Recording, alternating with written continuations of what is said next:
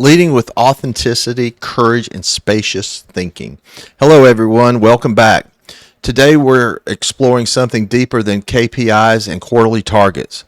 I want to talk about what it really takes to lead when the ground beneath us is constantly shifting. How can we show up authentically without? How do we remain courageous when uncertainty surrounds us? And why does giving our team space to think matter as much as meeting deadlines? Grab your coffee.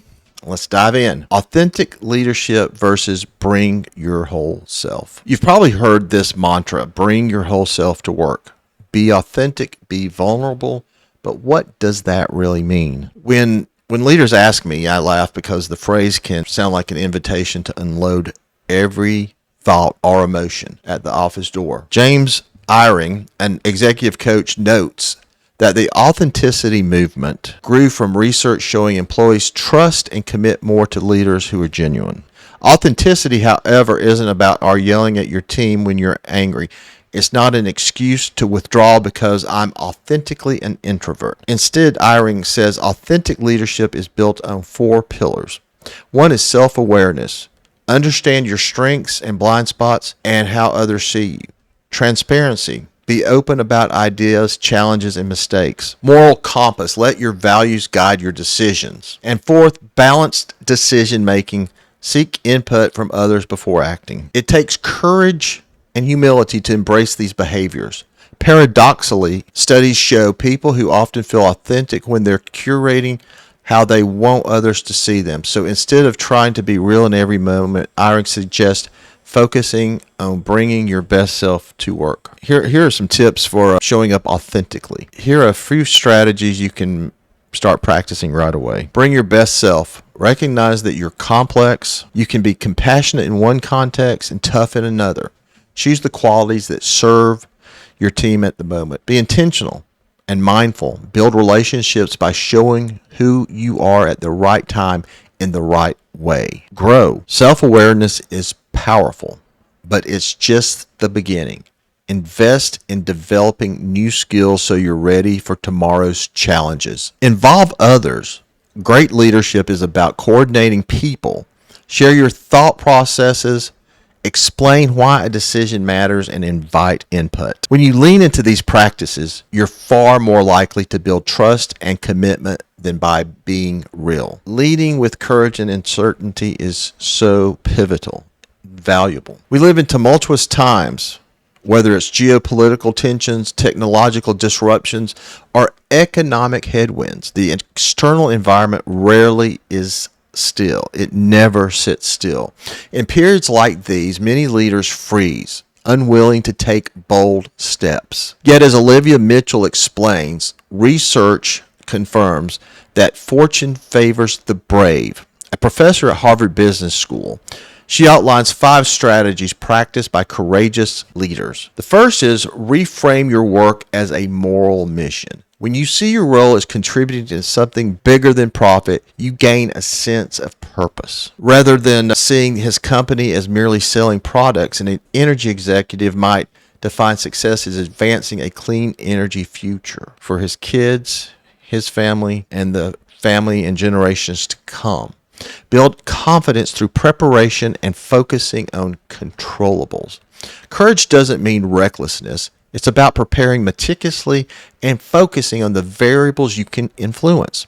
Athletes call it controlling the controllables. We have to define and realize what is controllable and what is not. What's the variable and what do we have that we can grasp on and shift the direction. 3, navigate ambiguity step by step.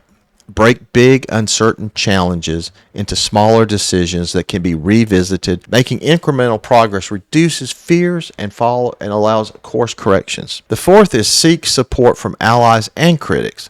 Courageous leaders don't go it alone. They cultivate a circle of advisors who will challenge assumptions and bolster confidence. The 5th one is stay grounded through self-care. Rituals and positive framing. It's hard to be bold if you're burned out.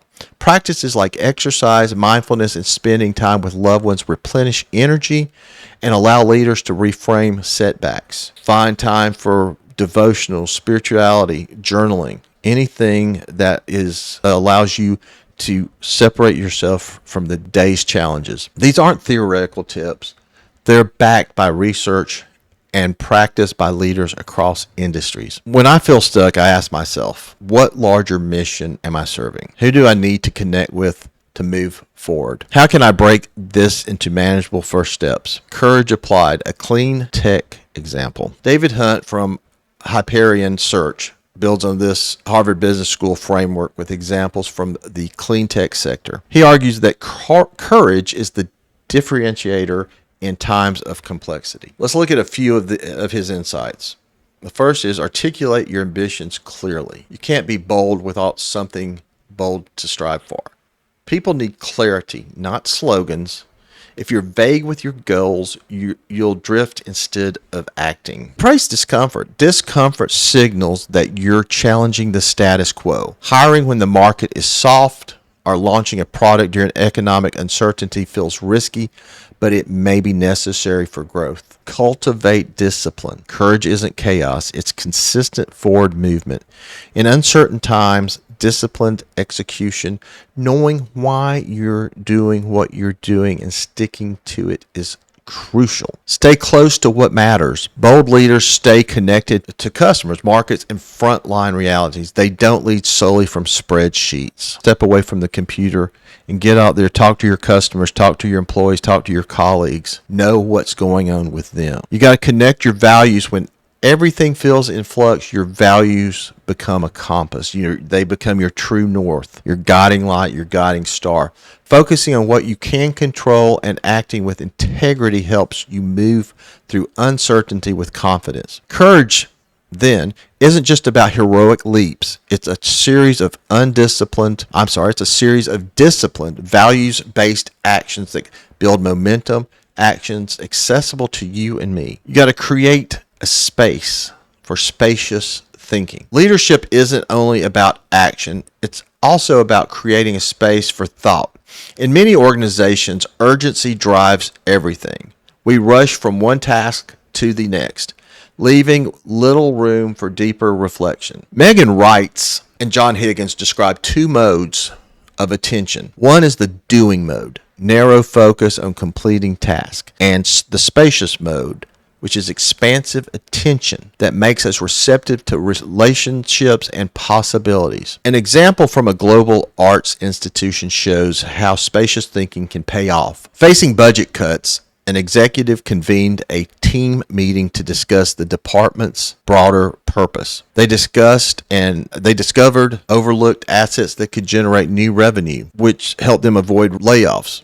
Other departments simply cut staff and saw morale drop. That did not go the direction they needed, and it was not a win for anyone. Why does spacious thinking matter? Research indicates it helps leaders gain insight into challenges, think strategically, spot opportunities, and build relationships. So how do you foster it on your team? A few practical suggestions from the leadership consultancy CX Search stand out. Focus on ideas, not just tasks. Rework meeting agendas to include space for learning, values, and development. Ask open-ended questions like, what have we learned recently? To shift the focus beyond short-term tasks. Introduce novelty. Routines stifle fresh thinking. Change the setting. Invite different voices or bring in a new book or customer insight to spark conversations. Recognize the right behavior. It's easy to reward speed and busyness. Don't overlook team members who pause to ask better questions or challenge assumptions. Celebrate them and encourage that behavior with others. If you're a leader, your behaviors signal what is acceptable. Make it clear that strategic reflection isn't a luxury. It's an expectation, bringing it all together. All right, leading in today's world isn't just about setting targets and hitting numbers. It's about showing up authentically, rooted in self-awareness and values without using authenticity as an excuse to overshare. It's about cultivating courage by reframing your mission, preparing, seeking support, and taking disciplined steps into the unknown. And it's about creating space for spacious thinking so your team can innovate. So here's my challenge to you. How will you carve out time for your team to think beyond today's to-do list? Leadership is a journey of constant growth. Let's walk that path together. Thanks for tuning in. If you found value in today's episode, please subscribe and share and like the video. We'll see you next time, and God bless you.